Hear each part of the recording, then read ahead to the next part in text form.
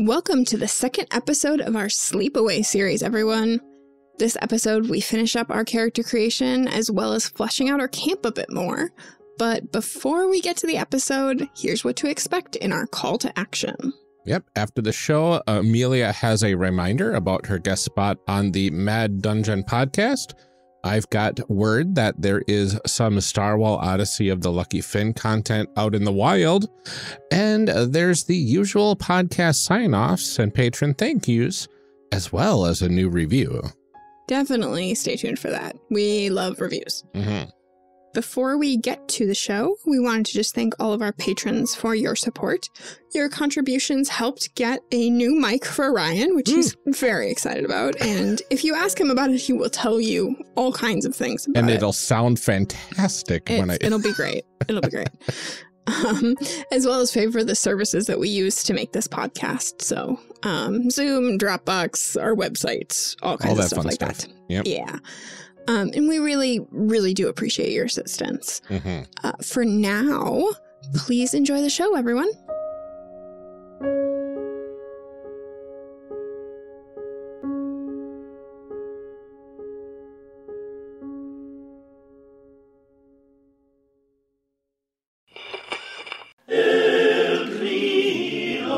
El grillo è buon cantore.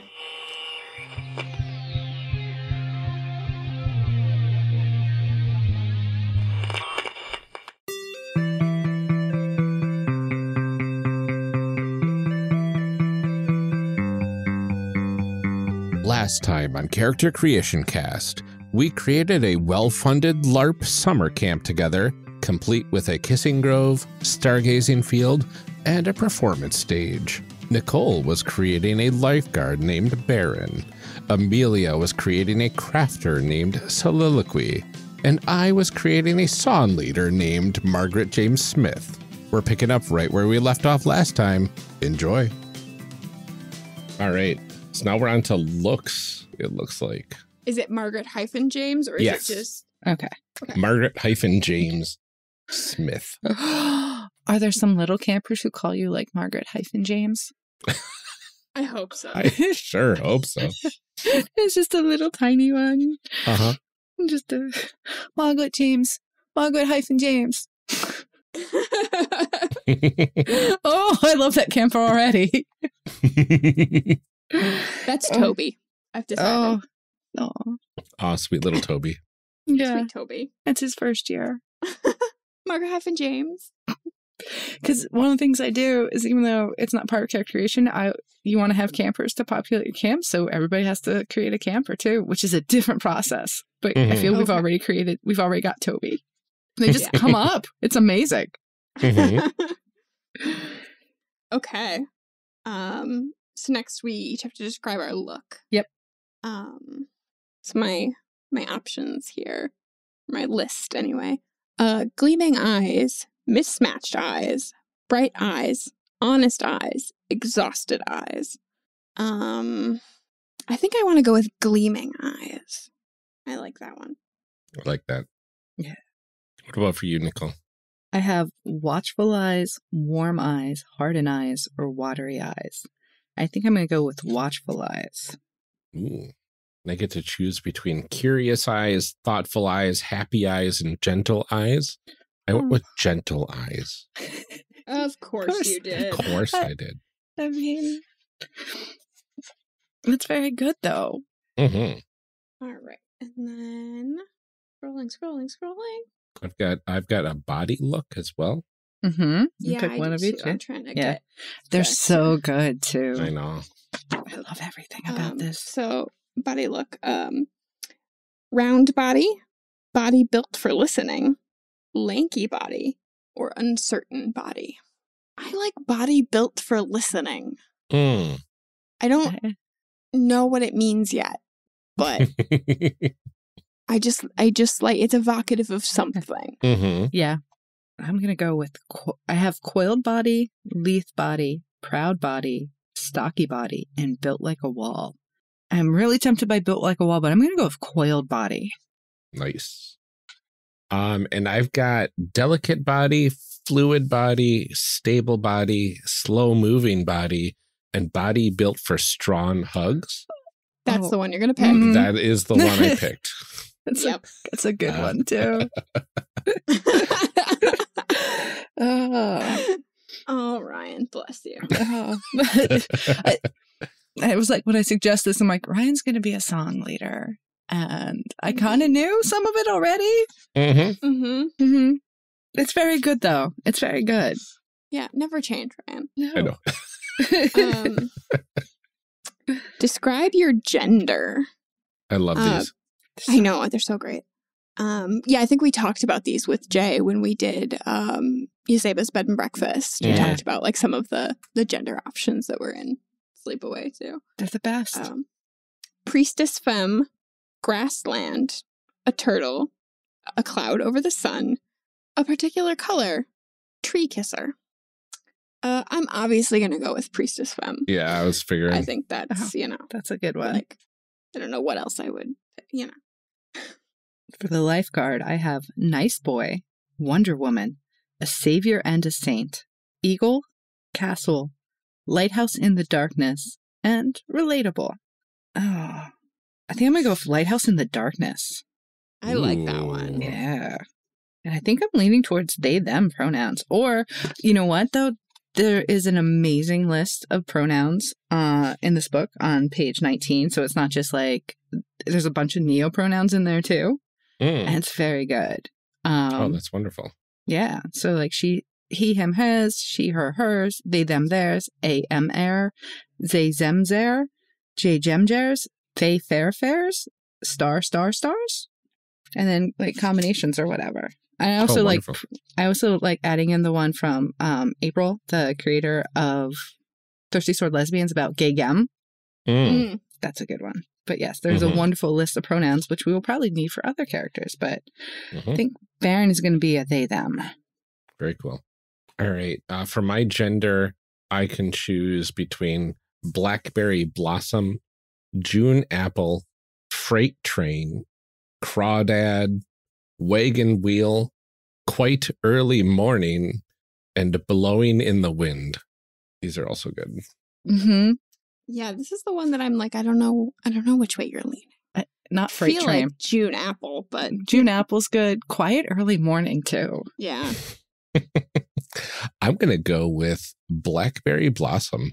You are, but only because we said all the other things first. No, that's actually the one I wanted. Because it feels like this character has a little bit of an edge to it. But So the hidden. But they're all sweetness and prettiness and just the tiniest hidden thorn. Yeah. I'm gonna go she, they pronouns for her. Oh boy. I'm looking at the next one. Childhood fear. They're so good. They're also, everything about this is so good. I keep saying that, and it's just Let's see here. Back to my list. Choose your childhood fear. Flayed by wolves. Drowning in a lake and no one hearing. Getting caught kissing someone you shouldn't. Teeth falling out and you can't explain why. The plot of Home Alone.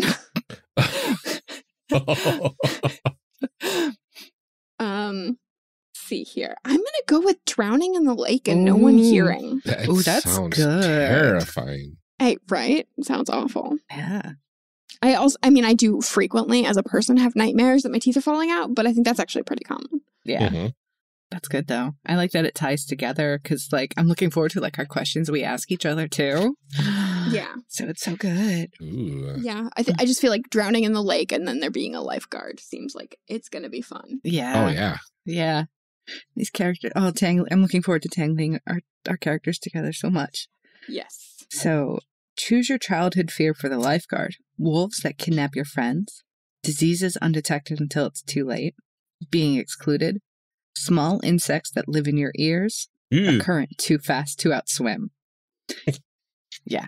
I'm going to go for current too fast to outswim. The insects one is my current fear. Yep. Nope. So yeah. Nope. I usually have a veil in my games. I'm like, pretty bug's okay. Like Miyazaki would describe it. Cool. We'll have it. If it's a horror bug, no thank you. Yeah. No thank you. So I'm like, how prominent are the legs? right? Yeah. And yeah, like it's like, and I think I'm like, I don't mind bugs, like if they're pretty, like if they're fat bumblebees or like Little pretty butterflies. caterpillars. Yeah. And I'm like, oh, if it's Miyazaki like animating this bug, I'm probably going to be into it. Well, So Right. it also depends on where the bug is. Yeah. No, that's In fair. relation to me. Exactly. Exactly. Yeah. Is this idyllic bug or horror bug? So Okay, so my childhood fear selections are distant howling only you can hear, Oof. nobody being able to see or hear you, going to sleep and never waking up, your own face in the mirror, or all of these. Oh. I chose all of these Oh. because that sounds interesting. Oh, there's so many. Yeah. But that your own face in the mirror was like, oh, that's good. And then I saw the all of these and I'm like, I just got to take that. Like, I'm going to go for it. Just Yeah. go for it. Lean in. Oh, yeah. Oh, man, there's so much you can do with that, too. And one of my favorite things is like the running theme of Wolf and all the characters. Like, it's so good. Like, you can really build like a really united game with this. Mm-hmm. Okay. So I think the next couple are different for each character. Okay. Yeah. Yeah. Looks like based on our playbook. Yeah. So mine is choose your craft. Is it augury? Is Yeah. that how you pronounce it? Yeah. Like I've seen it written, but I haven't. I'm like Googling. I'm like, how do you say this word? Augury. Which is like interpretation of omens. Yeah. Rune magic, hexes and blessings, staring at fire, embodied spellcraft, dream journeys, promises, protective wards. Ooh. I'm torn between hexes and blessings and protective wards, I feel like. Staring at fire just seems cool because it's not like clear what it is. Right. Well, I think like that's like the real cool thing is like you can interpret that like, well, I'm going to stare at the fire and will this into being, or see the future. Yeah. There's a lot there. Honestly, though, for like a roleplay perspective, I feel like augury has a lot of potential Oh yeah. of like would soliloquy being like, this means this, especially in a GM-less game. Yeah. Like, I think that would be a really fun one. So Yeah. I'm actually going to pick that. Cool. And you know what? I think we should just do the next two, like do the two, Sure. just because it makes sense to keep them together. Okay. Choose two traits of the craft. It cannot be used to lie. It cannot be used to spill blood. It cannot cause death in any form. It cannot be used with modern technology. It cannot be taught easily. It cannot be repeated. I'm going to pick, it cannot be used to lie, because we also put like honesty as one of our that's camp so traits good. too. Mm-hmm. And then I also want to say it cannot be used with modern technology, and maybe that's part of why I work at this camp, Ooh. since we don't really allow that here anyway. Yeah. So is it that It's a like place where I can actually practice my craft. Oh. So like all the signals and everything interrupt everything, or Yeah, I think so. oh, I think, like the ability to Google things and, like sort of skews the way we view like signs and omens and things. Because we can look up what it means. Right. But it's not what it means. Right. Not necessarily. Oh, Yeah. that's good. I like that. Very nice. Okay. For the lifeguard, I choose an outside relationship, a little brother who misses you, a best friend who used to work here, a support game, an old house you think of home, and or a family. And I went with a little brother who misses you. Oh. Aw. Yeah. Choose what keeps you working here. The kids, your friends and the staff, the land, the chance to save people. You've forgotten why, but want to remember. I'm like, oh, this is good. Oh. Oh. I want all of them. I think I'm going to go with the chance to save people. I like it. Very good. Yeah. All right. And then for the song leader, I have to choose your singing voice. So my options are strong and grounded like an anchor, warm and welcoming like an embrace, playful and meandering like a chase through tall grass, intimate and honest like a promise to a friend, haunting and full like the moon reflected in the lake. Okay. Two of these stood out to me the most. You know what? I'm going to lean into the honesty thing as well and go intimate and honest. Oh. Like a promise to a friend. Oh, that's I love it. Yeah. So it seems like we have a sort of honesty theme going on in this so far. So now I have to choose two songs.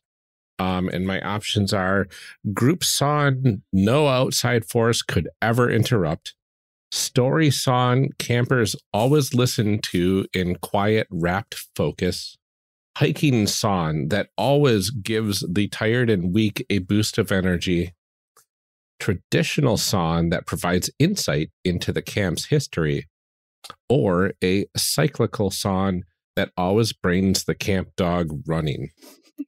Interesting. I think I want the first two.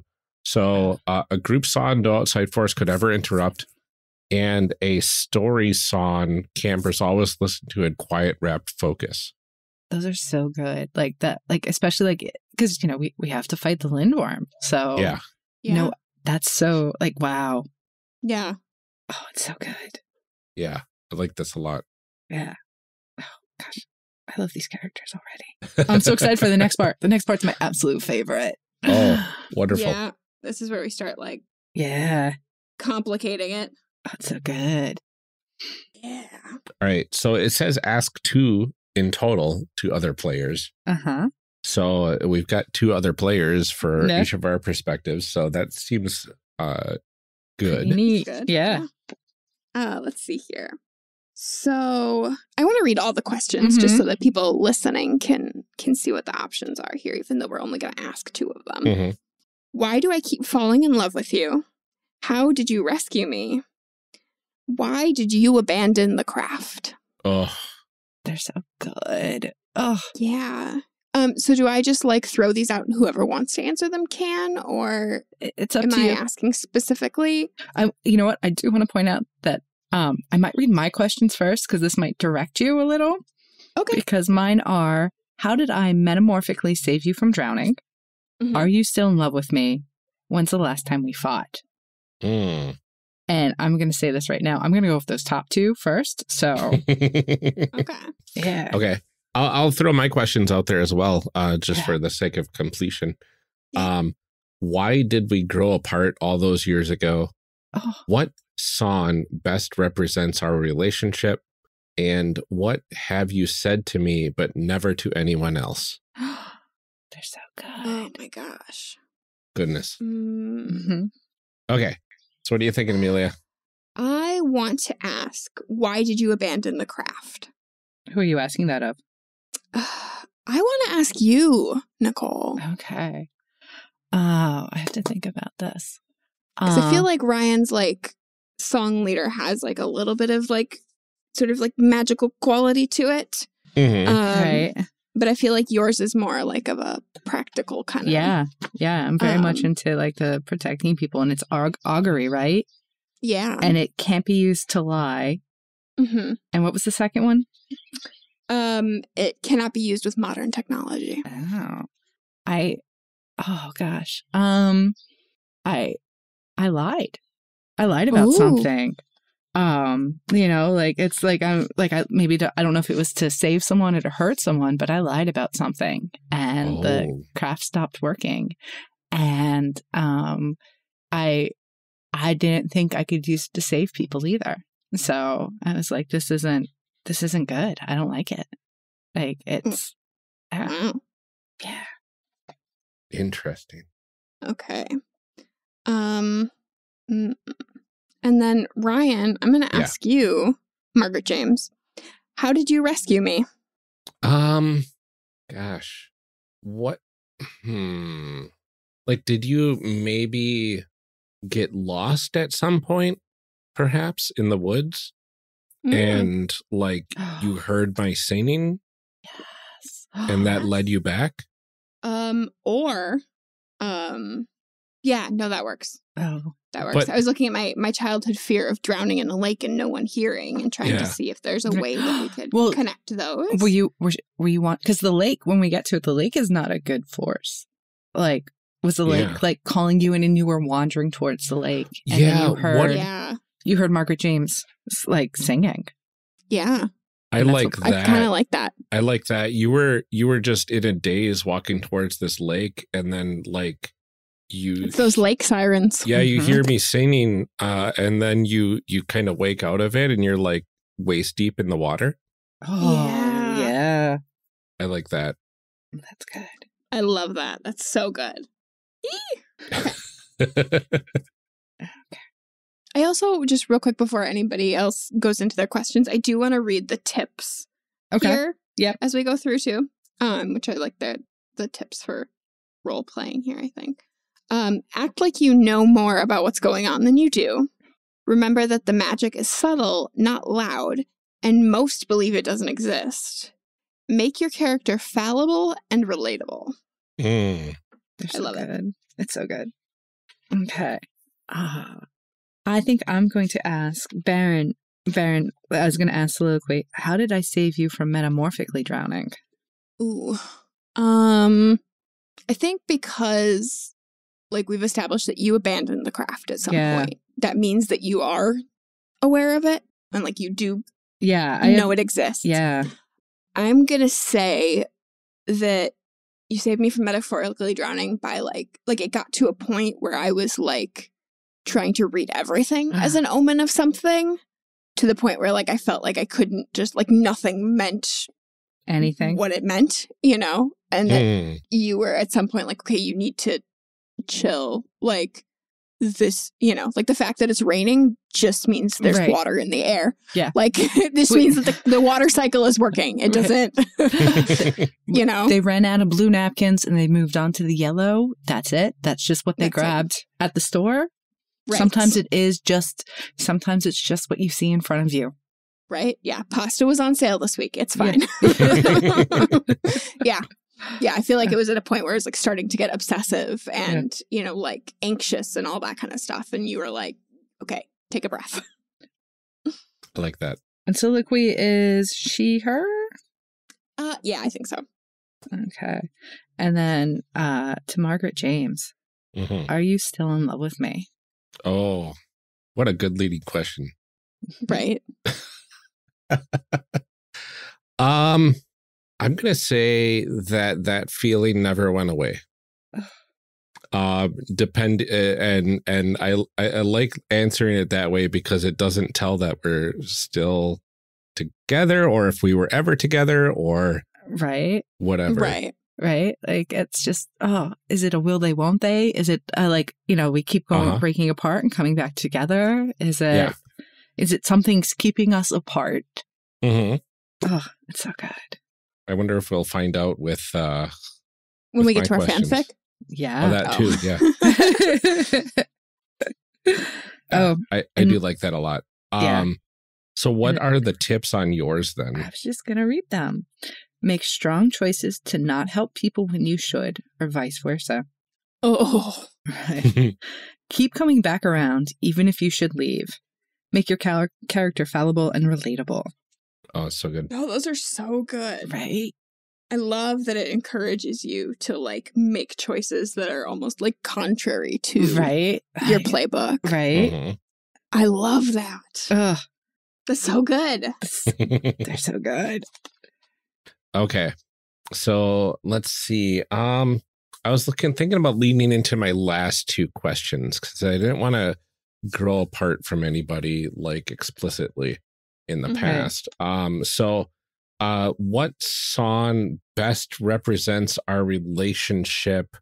I'm gonna throw that to Soliloquy. Oh, you're gonna make me like name a song now too? Well, I don't know. Like you could maybe describe a song as well. I think that's like the hardest question in the book. And I knew that Ryan was going to do that Right? to me too. Like as soon as I heard it, I was like, oh no. Gosh. So now I have to like define what our relationship is too. That is a hard question. Goodness. Oh. Why would you do this to me? Do you want to ask Nicole her question like while I'm trying to like Yeah, I can do think that. about like what Okay. this means and name it and Yes. Okay. So we'll come back to that. Mhm. So then I'm going to say, Baron, Mhm. what have you said to me, but never to anyone else, Baron? Baron asks for help. Ooh. Like Baron's like, I can't do it, Margaret James. I need help. I can't save everyone. I love that. And you've never asked for help from anybody else? No. Oh, that's powerful. Okay. I like that a lot. What are we thinking, soliloquy? so here's the thing. Yes. I'm going to actually pick a real song. Ooh. But I'm gonna have this really big nerd moment. Please. Because we are at this like fantasy LARP camp. Yeah. Okay. There's a song called El Grillo, which is a Renaissance song. It's in Italian, written by a French composer for some reason. But it translates to the cricket. So like in English, the song lyrics are, the cricket is a good singer who can hold long notes. He sings all the time, but he isn't like the other birds. Once they've sung a little bit, they go somewhere else. The cricket stands firm when it's very hot out. He sings for the love of it. Mm. Oh, that's so good. That's It's a very, song. very good. Yeah, so when I was in high school, I was in academic decathlon. And the theme my first year was the Renaissance, and this is one of the songs that we had to learn for it. Mm. And I love, it's like a very short song, but trying to find it because I know it's in Spotify. I have it in a playlist because it's like this very sweet, like peppy Right? tune too, even though it's like a Renaissance song. But it's also very evocative. Like it makes sense, like too, for like the setting. Yeah. Like it stands firm and everything. Oh, it's very good. Oh, I love it. Yeah. Here, I'm gonna put a link to the come on. Like in our little chat here. Little chat link. In the Zoom chat. So, dear listeners, we'll see if we can get this link to El Grillo. Yeah, El Grillo. Yeah. It's a song from the Renaissance, so I'm sure that at this point it's No trademarks. yeah. you can use a little clip of it in our title, because we always do the 3 songs. Oh, yeah. So you could probably use a clip of it because it's that's cute. Oh, that'd be nice. Look at how everything ties together. This game Yeah. almost creepy with how well things can tie together. Uh-huh. So good. Yes. I So like I have that. decided that is the song that represents our relationship, is that it is beautiful and continuing and still there even when it's hot out. We're at a LARP camp in the summer, so that's very Right. important. Uh-huh. Right, but Good. also it's on theme Right. because it's our song from the Renaissance. Right? Uh-huh. Wild. Oh, it's perfect. Perfect. Wonderful choice. Yeah. Thanks. All right. And my tips are: describe your songs in terms of the imagery they invoke. Oh. Let your voice carry, but find places to lift up other voices too, especially those of less developed characters. And make your character fallible and relatable. So good. So should we read over our lores, which is how other people can gain tokens too, and then Ooh, go yeah. over our moves? Because Amelia, you as the crafter have like my favorite move ever. Oh, let me get there. Trying to make notes for everybody too, so that Yeah. if I No. make character sheets later. I can Right. Mm-hmm. 'Cause we always say we're going to, and then we're really bad at it. We just need the okay. time. So I'm sorry. What am I reading? The lure. Mm-hmm. Lure. Every time someone questions your eccentric worldview, they get a token. Ooh. Yeah. As the lifeguard, every time someone asks for your help to stay afloat, they gain a token. Ooh. Mm. And then for the for the song leader, every time someone answers your voice with their own, echoing your words, sentiment, or tone exactly, they get a token. That's good. Wow. Do we want to just read off our moves for everybody too, so Yeah. they know what we've Yeah, because picked here? So we got strong moves, which Regular. cost a token. Mhm. Regular moves, which you can just do, and then weak moves, which give you a token. So for those familiar with PBTA, it's basically the strong moves are the 10 plus, regular moves are like 7 to 9, and then weak moves are like 6 minus. But you never roll; you just you just choose. pay. There's an economy. It's a token economy, and then there's also the italicized asks, which are part of those, and those can be asked either in character or out of character. Oh wow! Yeah, these are good.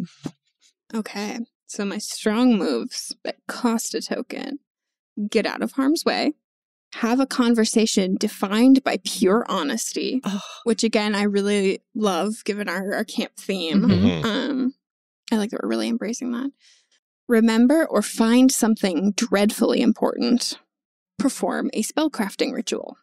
Ask, does your character know I care? And are our characters going the right way? Good. Do you want me to read my regular moves, or do we all want to go through our strong moves each first? I'm good either way. Let's go through all the moves at once. Okay. Because I think it tells a nice, compelling Yeah. story Perfect. of the character. Yeah. My regular moves are take action, leaving yourself vulnerable. Listen to the magic and follow what it says. Give a friend an honest compliment. Teach someone a small charm for good luck. Ask, does your character want to talk about it? Oh, I love that. Right. Mhm. And my weak moves, invite the lindworm to act upon the group. Confess your love for someone in a way that's just awkward. That's my favorite move of all I love time. it. It's so good. Break one of the magic's rules. That's so good. Be temporarily abandoned by the magic. Oof. Ask, why doesn't your character believe in me? Right? They're so good. Like the weak moves are so good. Okay. Mm. Like all of them are so evocative. Right? Yeah. Like you really get a sense of the character and how they all tie together. Like this game is so good. Well, and like I think really it's really easy to tell like what is my role in this story? Like what what am I doing here? Right? Mhm. Right? It's like they're so well defined. Like they're so different. Like your crafters so different from the crafters I make, but they're so like it's so clear what they need to do. Mhm. Yeah. But I love that. Yeah. Okay, so the strong moves that cost a token as a lifeguard are get out of harm's way, keep pushing forward even as everything tries to stop you, get someone breathing again even if they shouldn't be able to, reinterpret the lindworm's play in a way that directs the move at you. Oh my gosh. Mm. Wow. How can my character help yours heal? Ask, why is your character holding themselves back? Oh, you got two good asks there in the Right? strong moves. Seriously. Oh, no. Regular moves. Take action leaving yourself vulnerable. Shoulder a burden. Share genuine emotions with another. Provide useful advice. Tend to someone's wounds. Ask, how is your character hurting? Oof. I know. And then the weak moves that gain a token. Invite the lindworm to act upon the group. Lose your temper at someone and ruin that friendship. Oh my god. Give up Wow. at the worst possible moment. Oh. Botch a rescue in a potentially lethal way. Oh no. Holy crap. Ask, where are the waves pushing our characters? Oh, It's so good. Like, oh, Oh my Yeah. god. so really gotta need those tokens. right? Woof. Oh, Uh-huh. well, if I Yeah. want to save someone, yeah. Yeah. Goodness. Yeah, I can imagine this being a situation where you're like out of tokens and you're like, I need to do Yeah. something. Well, you But can- like, You can always invite the lindworm. oh no. Yep. No. Right? But yeah, like all the choices are so good. Yeah. Yeah. Amazing. All right. So my strong moves that cost a token, get out of harm's way, of course. Help someone find their voice. Sing someone tired peacefully to sleep. Oh. Ease tensions with a song everyone knows by heart. Reinterpret the Lindworm's play, redirecting it with raw emotion. Oh, I love that one. But does that mean like you're gonna like give the Lindworm like some self-reflection and be like, is this really what you want to do? Or like yeah, raw emotion, just like crying their heart out. Yeah, I can see like really like pouring myself into a song. Yeah. And like the raw emotion of that song driving it to a completely different area. Oh, so good. And then the ask is, what does your character most want to hear from mine right now? Oh, that's good. That's a good move. That is such a good one. My regular moves, take action, leaving yourself vulnerable. Illustrate the power of a song. Call out and wait for a response. Step out of the light and pass the melody to someone else. Or hang your head over, hear the wind blow. And then my weak moves that give me a token, invite the Lindward to act upon the group. Get involved in a conflict that's none of your business and try to mediate. I love that. Be overcome by someone else's fear, anger, or grief. Oh, I like that. And lead a song half-heartedly and lose its power forever. Oh my God. Yikes. And ask, how has camp lost its magic for your character? Oh, these are good. No, I don't want to become disillusioned. Right. No weak moves ever. No weak moves ever. It's always the Lindworm. Oh wait, to be fair, Amelia, like declare your love to someone in a way that's just awkward. It's like that's the best move. Like that, that's you so can right. It's so good. I love it, and I love because it's like, well, it doesn't just have to be like romantic love. You can be like really weird about complimenting a friend. Yeah, right. It's so for sure. Good. It's so good. Yeah, Amelia can roll in tokens. Yeah, I have all the tokens because I'm just real awkward. I can see my character like getting involved in conflicts pretty easily too. Oh man, or overwhelmed. Yeah, especially with like all the campers. Yeah. Oh, so, this is so good. Right? Is that it? Did we make our people? We made our people, but we're not done yet because now we'd have to. Now there's the settings elements we'd choose from. Oh, so, wow. Yeah. These aren't as bad, but like it's good because they have the moves too because we play as them. And then if we have time, we can make campers too because that's fun and cool. And we can each make like, well, we already have Toby. So we do have Toby. We do have Toby. We still have to draw cards for Toby though. But I don't know if we want to take turns reading or if there are we can. Okay. Yeah. Because there's like the 6 elements, like the field and the woods and the lake and all that. Yeah. So, all right. Yeah. I feel like I should read the lake. Okay. But yeah, that makes sense. Yes. I can start with the field if that's okay. Yeah, that makes sense. That sounds good. The field is young, bright, and full of life and victorious play. It's where the young warriors play under the hot sun and where happy-go-lucky teens fool around within the shade. It's a place for doing, not for talking. And its heart is the rhythm of movement and innocent joy. The field is a place overflowing with energy. It desires decisive action, movement, fun, happiness, peace, fast travel, and community coming together. The field can be many fields in the summer camp, but it is always the field. So tips. Do you just be like read through? Yeah, I think we'll go through the whole thing because then we can finish it out. That makes sense. Sure. Tips. Create invitations to play with animals, with each other, with the land. Reward action in whatever form it takes. Ask compelling questions and build on the answers others give. Yeah, I kind of like that we made the field like right in the center too, and that we put the stage there and everything. That feels like, you know, it feels like it really goes along with that play aspect. So, pick up when a scene is set in the field, someone is frantic or hurried, or the mist clings to the grass in the morning and it feels right. Give away when you need to take a breather from the energy. you need to frolic. Can you explain what that means? Like when it says pick up when and give away when? So because this is a belonging outside belonging, we don't have the GM. And we, besides the PCs and the NPCs, there's the setting elements also have moves and stuff. So what would happen is if like we're playing some of the settings be like, okay, the crafter starts with the magic, but you give it away soon is a thing. But like if like for like the field, it's like maybe Ryan and I are in a scene, it's set in the field and you're not playing, you would pick up the field and you would play like the moves as you felt driven. You know, and like the field would do something, act in a way, and kind of drives the story a little bit between its moves. And then you put it down when the feels right, basically. Okay. So yeah, so that's how all the setting elements work out. Like it's like, oh, it's like this feels, it's very, like there's no hard line for most of these. Like this feels like this is the lake interfering or the magic or the field. And you just, you do it. Cool. It is very cool. And it's neat how it changes the story. Okay. So next we have to choose 2 aesthetic elements.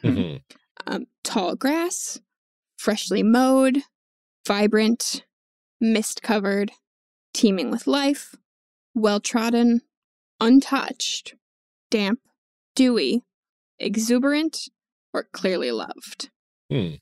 I do want to say that I don't think mist-covered is right because, like, it's pick up when the mist clings to the grass in the morning. So I feel like those kind of overlap a little bit. Yeah. I like clearly loved. Yeah, I was going to say, like, my 2 top choices were clearly loved and well-trodden because we've made this the center of camp. Oh, I like that. Yeah. You know, so, like, I think it's where all of the, like, big shows and presentations of, like, you know, anytime anybody's like showing off the work that they've done, I think it happens on that stage or in the field.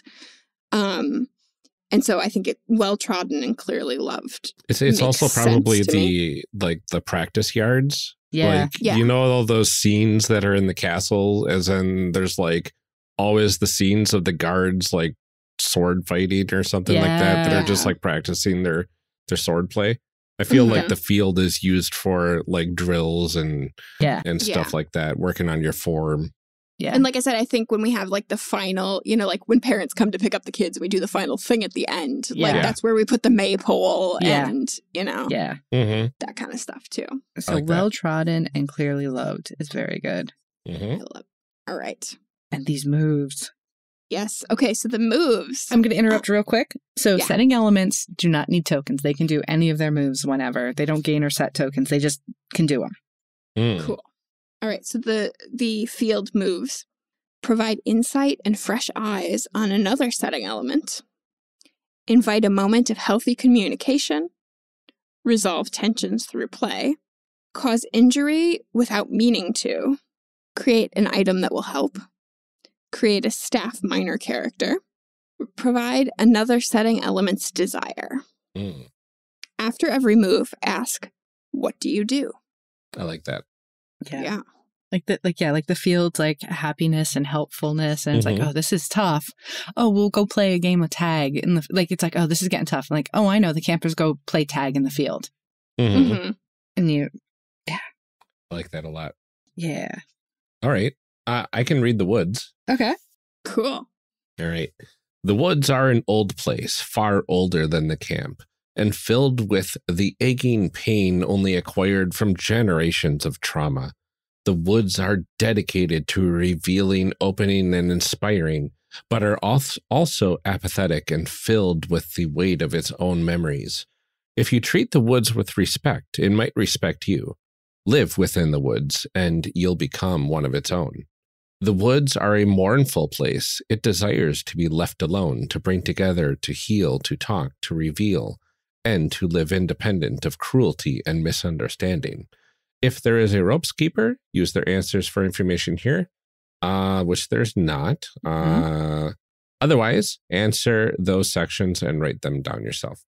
Okay, so tips. Act quietly through framing scenes and asking questions. Explore the majesty of something that has an emotional life independent from a human idea of feelings. And ask compelling questions and build on the answers others give. All right. So pick up when a scene is set in the woods. Something from the woods emerges into the camp. That's not ominous. know.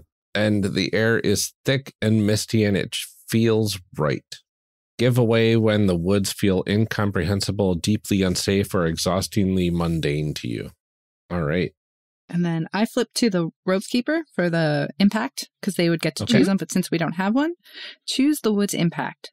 Overwhelms with natural beauty, reveals spoken lies with birdsong, honors pain with shared simile, tells the truth with venerable silence, keeps promises with sunlight. What was the one about lying? Reveals spoken lies with birdsong. I like that one I since like we have that one such a a lot. heavy like emphasis on honesty. I like the Yeah. idea that the woods reveal places. You know. Oh, that's good. And what type of birdsong? I like depending on the weight of the lie, Oh. it's a different type yeah. of bird. But Oh, like that's nobody's like fully figured it out. But like there's like this whole, you know, if you hear birds sing a certain way after somebody makes a statement, they might be lying. Oh, man. That's good. So now we have to choose 2 aesthetic elements for the woods. Yeah. So we have a choice between old growth, young, evergreen, deciduous, swamp, tangled, clear cut, surrounded, sprawling, intelligent, pained, healing, hopeful, or distrusting. There's a lot of good ones here. Right? It sets the mood of the woods so much too. Like part of me is thinking between surrounded and sprawling are both good, but like kind of opposite choices. I like sprawling. I do like I kinda sprawling do as too. well. I kind of also like distrusting, given the birds singing about lies. Yeah. I like the idea that like that's the kind of thing that the woods hear. So like, you know, anytime birds are singing, it's like, oh, great, another person that you can't trust. Yeah, but like out of the ordinary singing, right? Yeah. Right. Yeah. Like this is definitely like, that's weird. That's not the song chickadees sing. Yeah, like there's the normal background bird tweeting that you hear all the time, but then like all of a sudden this other thing kicks in. Can Soliloquy understand it? Because she's got augury. Oh, yeah, maybe. I mean, we talked about like, you know, Ryan mentioned it being kind of like unclear why they do that, or like, so I think it's enough that she can tell like, you know, this is because somebody lied, or even potentially like the kind of lie, but she can't, it's not enough to be like, this is the specific lie someone is telling. Yeah. You know? It's like, I can tell if it's a big thing, or if it's just a like, yeah, you sure that dress looks great on you, you know, like, wow. That's the other side of like a culture of honesty. Right. Right. Like we say the hurtful things. Oh yeah. Oh, that's good. Oh boy. Okay, I do like distrusting and sprawling.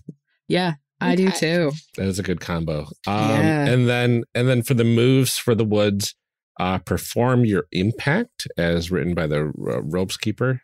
So that's the birds, right? Yep. Lead people together even if they don't want to see each other. Amazing. Create a staff minor character.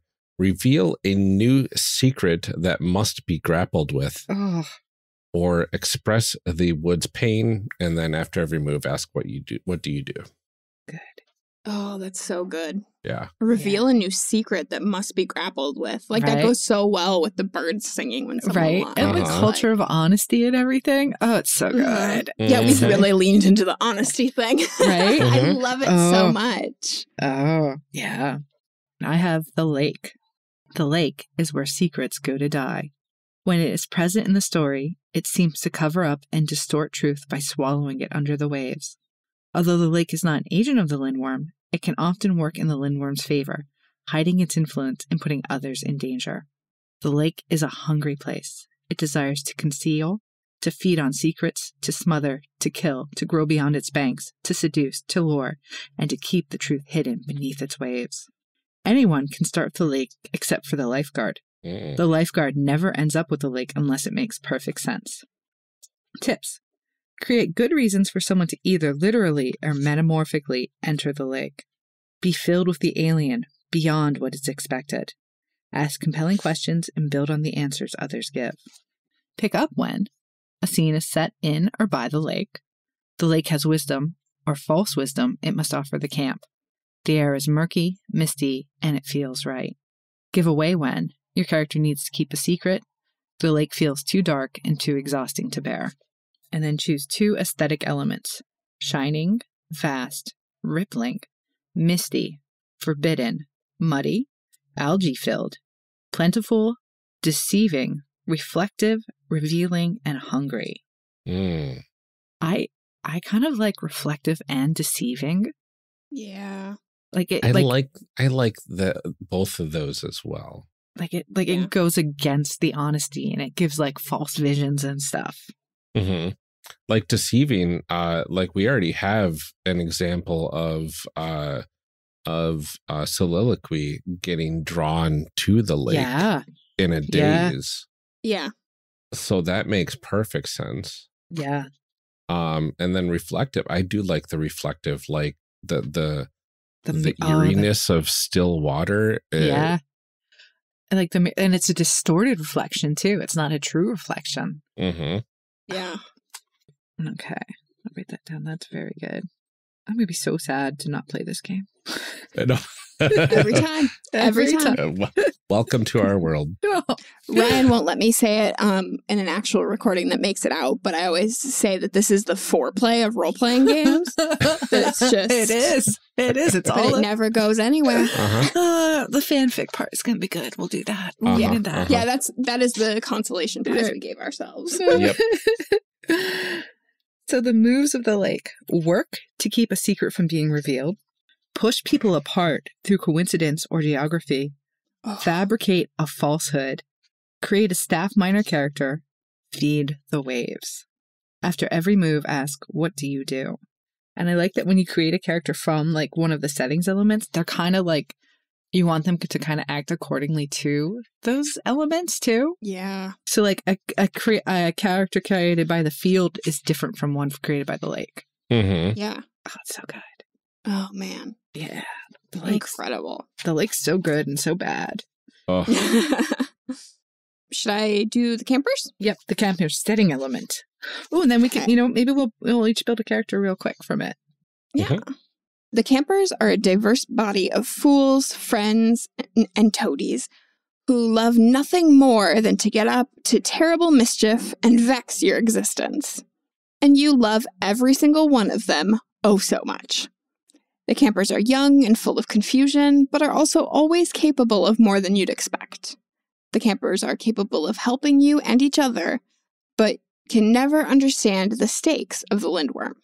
The campers are a group of kind souls. They desire freedom, autonomy, space to make mistakes, parental guidance, wisdom from elders, fun, jokes, and drama. The counselor never begins with the campers and should avoid picking them up. Tips. Create lovable campers who, even at their worst, are relatable and reveal their anxieties and capacities. Be helpful when expected to be useless, but fail when it's reasonable to fail. Play, fight, bicker, run around, have feelings, and be honest. Ask compelling questions and build on the answers others give. Pick up when the campers speak up as a group. A camper should have their own voice heard. The air is warm and it feels right. Give away when you cannot understand why the kids are this way right now. Okay, so all the time. When you want to talk to a camper. Mm-hmm. For each camper, choose 2 genders, 1 from each column. Oh, these are so good too. Yeah. Okay, so we have Toby. I'd like to start because we created Toby already. Yeah. So let's talk about Toby. So the first column that we have to pick from: masculine, feminine, full, empty, open, closed, ajar, adjacent, crossing past, above, below, in between, overflowing, or vacant. So, quick question. I would say one of us gets to make Toby, Okay. and then we can make two more just because it'll just go quicker that way because someone has a feel for what Toby is. I think Ryan should make Toby because Toby. Ryan is Margaret-James. Margaret-James. Margaret-James. Gosh, Toby. I would say overflowing That's what I was going to say too. is a good first column gender for Toby. And then the second column is cicada, fox, eagle, pillbug, worm, full wolf, dragon, robin, coyote, lion, moth, butterfly, tree. I think Toby feels like a butterfly. Yeah. Yes. Those are the two that I would have picked. Yeah, overflowing butterfly sounds really good for Toby. Okay. Toby just seems like excited to be here. Yes, and just everywhere and asking so many questions. Mhm.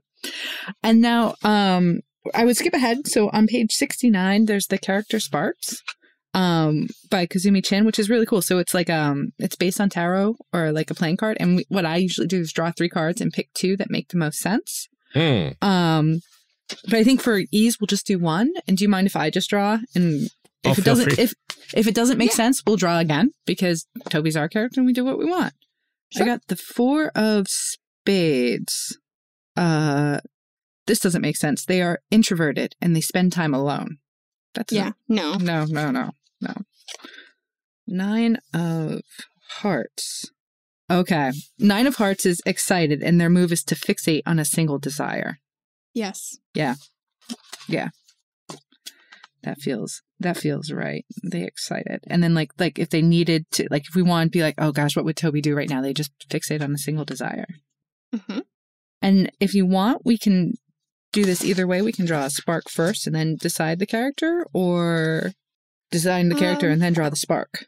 I think I'd like to draw the spark first. How about I'll draw 1. Let's see. Oh my gosh, I didn't shuffle very good because it's the same. This is the 7 of clubs. Alien. Misunderstand humans. Oh, interesting. Do you want me to draw? I'll draw another one and you can have a comparison. Sure. So I got that one. The King of Spades. Inspirational. Urge others to action. This whole table is very good. Like just the stuff. I kind of want to go with alien. Okay. I do like that one. Yeah. So we have to pick gender and a name. Gender and a name. Okay. I think I'm going to go with in between. Mm-hmm. And I'm going to go with pillbug. Yeah, I was thinking the same. Oh, I'm just imagining like someone who's little now and a little shy and curl up on themselves. Yeah. Oh. Somebody's just not sure how to like fit in and how all of this works. Yeah. It's like the first year. Is this the kid that their parents kind of said this will help you get out of your shell? Yes. I think so. Go to That's this kind of how camp. I'm imagining them is like they aren't super social at school and I actually think they've recently moved to a new town or a new state or something. Yes. Haven't made a lot of friends. They're having trouble kind of fitting into whatever the culture of that area is because they're a little weird. Yeah, they're already like a little weird where they came from. And then, in this new place, it's just very different. It's like that if you moved from the Midwest to the South, it would be so different, you know? Yep. So, yeah, I think their parents were like, well, you read a lot of fantasy books. Maybe you'll meet some kids here and, you know. Yeah. What are they called by? It can't be a real name then. Like, they're like, do people call him Bilbo? Oh. Or like Hobbit. Yeah. Let's see here. What's good? I'm also looking at my category of Shakespearean names here too to see. Yeah.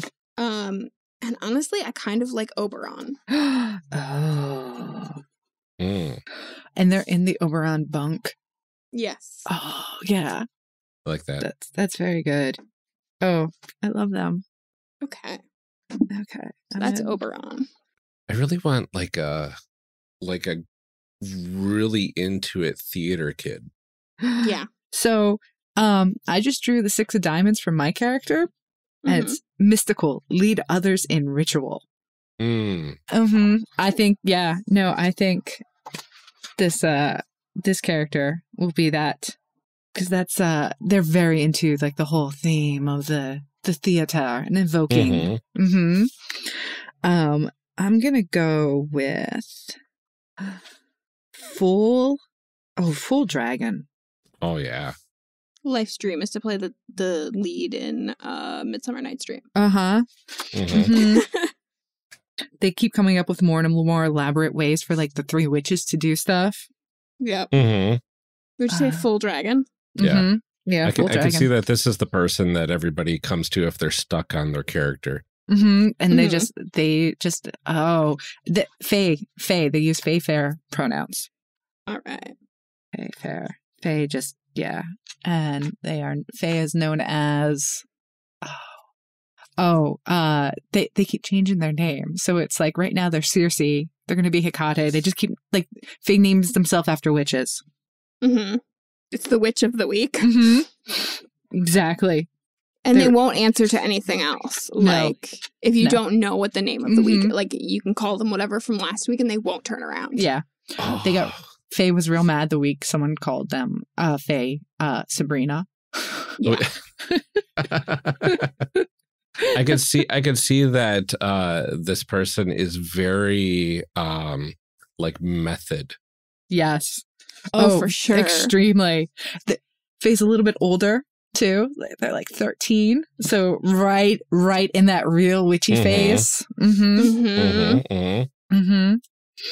So yeah. So there's Circe for now. Okay. Yes. We'll start out with Circe. Oh, it's so good. I love them. I love it. I know. And as you play, you create more more campers as you need. Yeah. That's the best. All right. The moves for the campers: show someone starting something new, remind everyone what they're fighting for, reveal vulnerability through reflection, create a camper character, introduce drama and contention. Oh, I love the ability to introduce drama. Right? After every move, ask, what do you do? Amazing. It's so good. Oh, I should have left that one for somebody else and done the next one. I know. Oh, yeah. I was like, I should have had Amelia read the magic. So yeah. Oh, the magic is next. Yeah. Do you want to take the magic, Nicole, or do you want me to? I can take the magic. Okay. The magic is a force, something that pervades all of existence and inhabits the secret parts of the world where humans haven't been. To guide the magic is a process known as crafting, something that only can be done carefully and precisely. The magic is only as violent as its users, but can also be capricious and odd force. No one knows if the magic is real, but it feels like it is in its quiet and subtle ways. The magic is a tricky force. It desires stories, adventures, heroes, villains, art, beauty, joy, and above all, improbable coincidences. The crafter begins with the magic, but should put it down quickly. Tips. Push for odd coincidences and unexpected events that slam disconnected plot elements together. Never discover whether or not the magic is real. You help weave the story into something cohesive. Utilize that. Ask compelling questions and build on the answers others give. Pick up when the story needs a little tying together. There's some electricity in the air and it feels right. Give away when you want to ask the magic for help. The magic is taking up too much space. Choose 2 visual metaphors. Fireflies, cicadas, flaming embers, smoke, mist, flashlights, the moon, the stars, eyes in the darkness, a specific knobbled tree.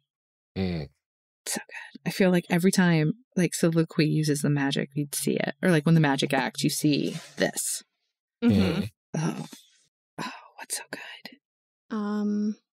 I like the idea of mist or smoke, just as something that like obscures the view a little bit. Yeah, I do too.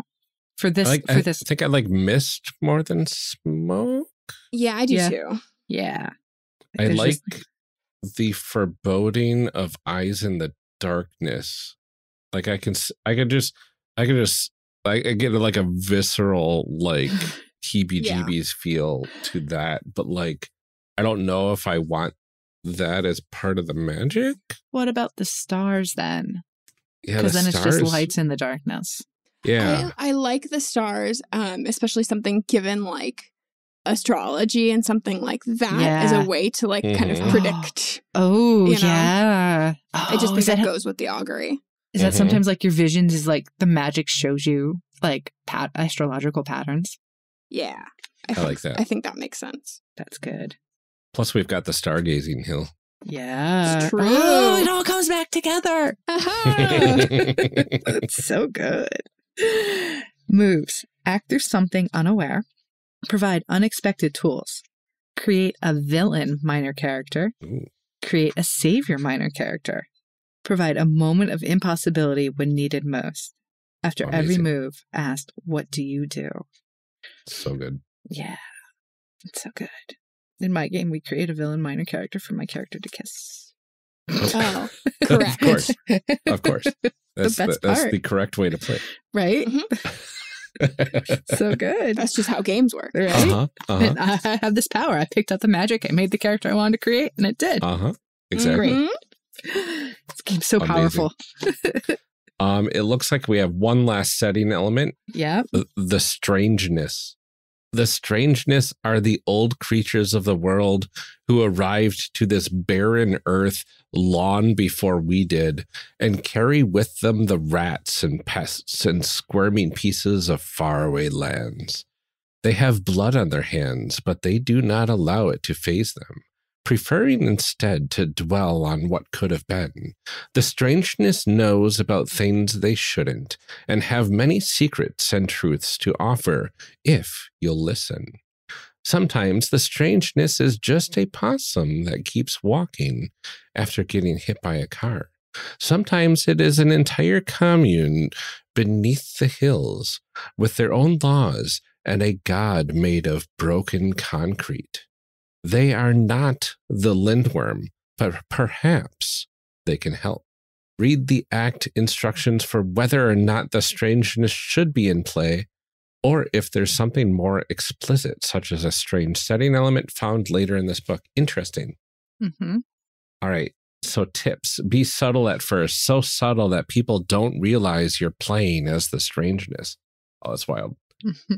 Imply something larger that no one can understand. Imagine something more bizarre than you started with. Ask compelling questions and build on the answers others give. Pick up when the world is alien and uncomfortable and it feels right. Give away when you need to confront something profoundly odd. All right. So keep track of strange events. Whenever you think an event meets with a specific theme, mark it on the strangeness table. When you consult the strangeness table, follow whichever has the most tallies by it. Ooh, there's a nice strangeness table down below. Moves, foreshadow strangeness, decide something about the world, offer an unexpectedly useful item without your presence being known, hint at a secret that changes everything, quietly push people in weird directions, cause injury under mysterious circumstances, or create a minor character with ominous intentions. And then, of course, after the move, ask, what do you do? And then the strangeness table. If the strangeness is in play, keep track of the themes of the game using this table. Whenever a strangeness has more than 3 tallies, its associated themes begin to foreshadow that strangeness using the aesthetic elements next to the name. So yeah, it has the murder of crows, which is destiny and heartbreak. And it looks like feathers, objects in groups of 3, tangled thread are the the aesthetic elements, right? Yep. So as we'd be playing, like what would happen is if there's a lot of heartbreak coming up and we're like, oh, we notice that and make a tally. Yeah. And then eventually the murder of crows would come into play. Oh, yeah. And then which I like because the birds are potentially the thing revealing when people are lying too, which I feel like really, it goes along with tangled thread and heartbreak. And yeah, 100%. Our Lady Oubliette, cold and forgetting. And the aesthetic elements are unseasonably cold, unrecognized kids, fuzzy memories. Interesting. The slumbering beast, which are dreams and conquest. The aesthetic elements are haunting dreams, omens, mist from holes in the ground. Cool. And the Underhill King, the underworld or authority. And the elements are dirt, strange calls from the mountain, and hoof prints. Yee. Yeah, but that's it. And then as we would play, eventually we would unlock some of the strangeness elements. And there's a couple aesthetic elements we would pick for them. Or like their desires, or like the more important thing is their desires. And then as we continue to play, we would unlock the lindworm elements. I'll just name the lindworm elements real quick. It's the bones. The bones are the flayed body of roadkill, pets, and farm animals that have been transformed into the mocking, hungry servants of the lindworm. They exist only to remind us all of the pain that the lindworm has caused and the nauseating reality of what exists directly underneath our skin. And the other one is the wolves. The wolves were once a noble people, their hearts tied to the land and the winter snow woven in their fur. The lindworm came and, disguised as one of them, flayed each and every one of them in this land. Now the wolves, lost and confused, wander these ancient woods, enacting the same violence forced onto them. And That's we would so good. Yeah. So through play, we would pick those things. But yeah, now character creation and world building is done. Oof. Oh, it's so good. Yeah. Oh, what a creepy game already. Right? Oh, it's we haven't so even good. played. Right? Oh. Yeah. Oh, it's so good. Oh, wow.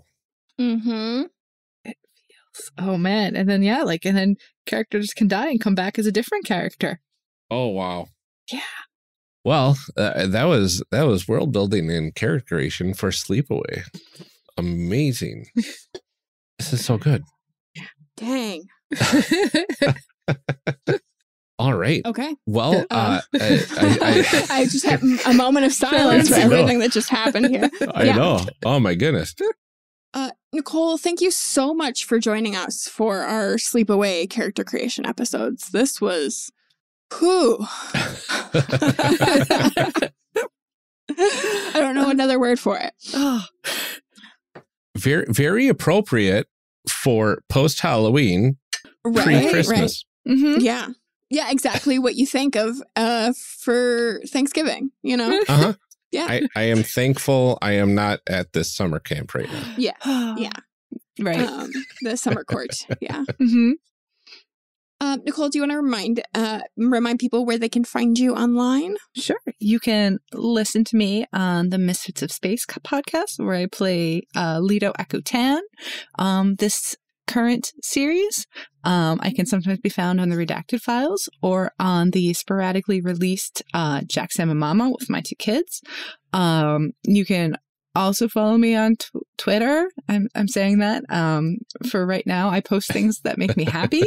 There's that. So I'm at Phaedra220, or my happy place, which is Tumblr, again at Phaedra220.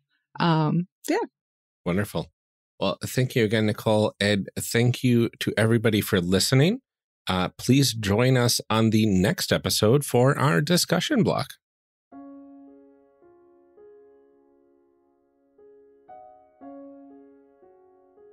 So, Sleepaway, we were told on our Discord that this game was originally inspired by a LARP camp that Jay Dragon had attended. Yeah, I don't think any of us knew that before we started the recording. So I love that. Shout out. Jay, I don't know if yours was a well-funded Renaissance LARP camp. I suspect not. But we do appreciate the fact that we dug into this particular... I thought that was a really hilarious coincidence. Yeah. Yeah, right. Like, what sort of summer camp would I love to go to? Right. LARP. That sounds amazing. Yeah, no, I really enjoyed this series a lot. The world building and character creation is just phenomenal. It almost feels poetic at times, like the stuff that we're selecting for our characters, like especially when you get to that gender bit. It's just like some really cool interpretive stuff going on. It's fascinating seeing this stuff in these later more recent games out there where people are pushing the boundaries of stuff. Yeah, I know. I definitely saw a conversation recently where people talking about like picking gender in games where it's like, you know, you can pick any pronouns and then, you know, they're like, which voice do you want? Or like, do you want to wear a dress or no? Right. And they're like, okay, now you've just like undid everything that you know, like that you get all of these options and then it's like, are you a man or a woman? Like, basically, right? Right. It's like, oh, you were so close. I know. And then I had a thought this morning that my character, Margaret James, must have been a subconscious pull for me because Margaret is a character that James D'Amato plays on Campaign Skyjacks. Margaret's also a pretty common name. True. But the combo of Margaret and James smashed together is what I'm talking about. Margaret James. Margaret James. Yeah. Margaret so James. Mogo James. Mogo Heaven James. James, if you're listening, which you're probably not because you are super busy, you're welcome. Yeah, that one's for you, accidentally. Exactly. Before we head out, we have some calls to action. First up, please check out my guest spot on the Epic Levels Mad Dungeon podcast. They're on Spotify under the Epic Levels podcast. You can find the Mad Dungeon episodes. Otherwise, on Apple Podcasts, Mad Dungeon does have its own feed. My episode is the Malort Conspiracy. So if you love people ruthlessly making fun of the city of Chicago, if you love my sand to jello continuum of game design, if you love bad Mexican food, or if you're a big fan of multi-level marketing schemes, have I got the episode for you. There is also a full written and illustrated version of the adventure. It's a system neutral adventure that we made up based on some Mad Libs style prompts. I had so much fun. The episode turned out great. And you can find the adventure on the Epic Levels website too if you want to play it with your own group. Yeah, absolutely. And we'll get some links to that in the show notes, so you can check that out if you want. Also, if you haven't heard any of it yet, go over to the One Shot Podcast public feed and check out episode 1 of the Starwhal Odyssey of the Lucky Finn campaign. James put a snippet of that first episode out there for everyone to listen to. Really sounds amazing. And if you do say so yourself. If I do say so myself.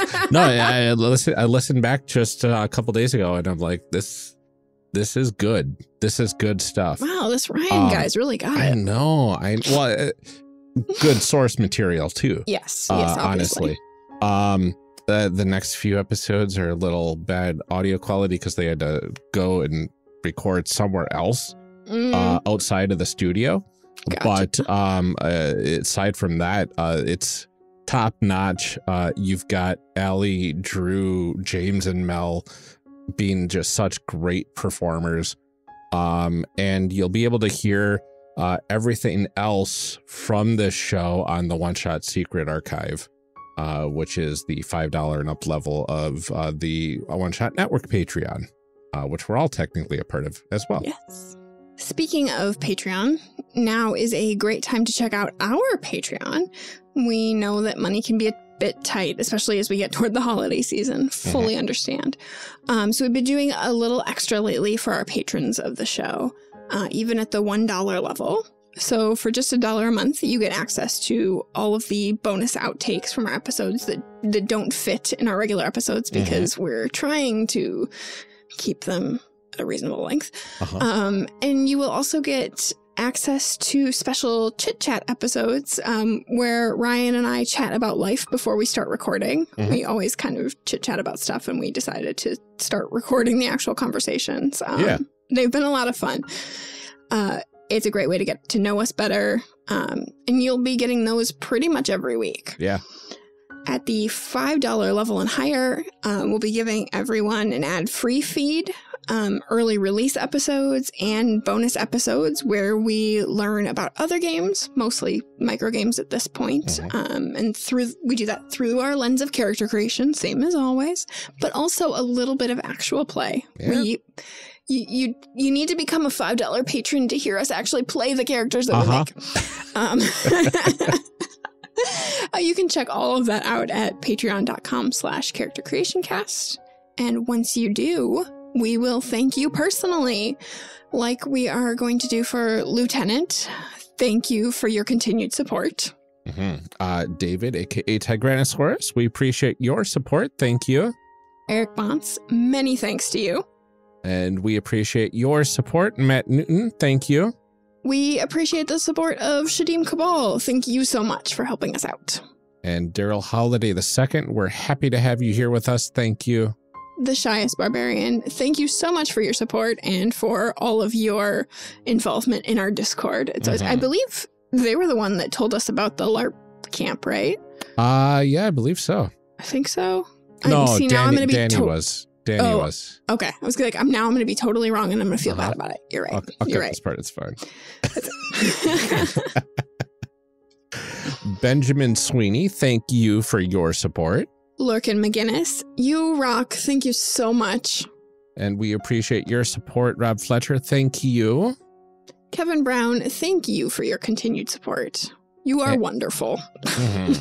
And many thanks to Tentacle Duck, which is very fun to say, and I'm glad I get to say it this time. I didn't get to say my thing about how it's such a great name. It's so good. Okay. Thank you to all of you and to all future patrons. Your assistance is really make a difference. Ryan got his microphone, which you can hear all about in last week's chit chat. Ryan loves his new microphone. It's so nice. It's debatable whether he loves it more than his children. We'll find out. He doesn't have to pay for college for his microphone, so it might be winning out right now. We'll see. So thank you for making that possible for Ryan. And it means we're able to afford keeping the show going every month. All the other little tidbits we need. Yeah, absolutely. And finally, if you aren't able to support the show financially, there is an easy way to help us out that doesn't cost anything but your time. And that's to leave a rating and review on the likes of Apple Podcasts, Podchaser, or Podcast Addict. Or you can leave just a rating on Spotify, especially if you want to get a nice little gift for Amelia for her birthday, which is coming up in a week or so from this episode. Yay, birthday! I would love more reviews for my birthday. Absolutely. It's on my wish list. We will read out any 5-star reviews that you leave right here on the show, like we are about to do for this one from Yukiro Oshini on Apple Podcasts. It's titled Unexpectedly Spectacular.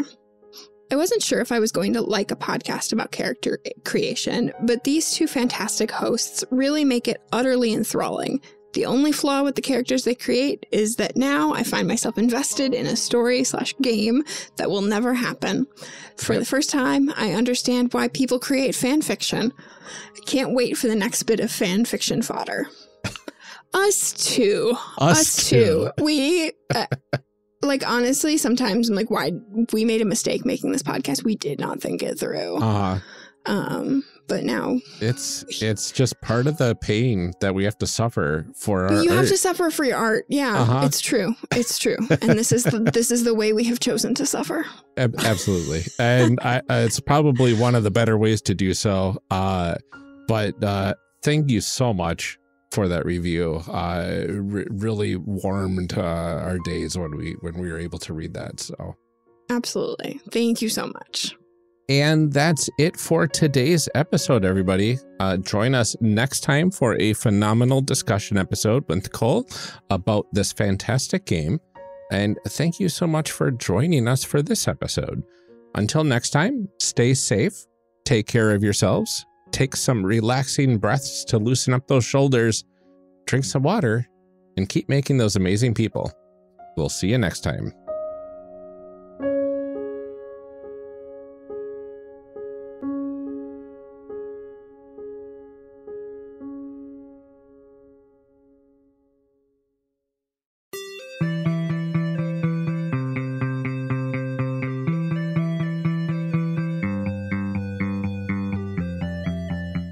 Character Creation Cast is a production of the One Shot Podcast Network and can be found online at www.charactercreationcast.com.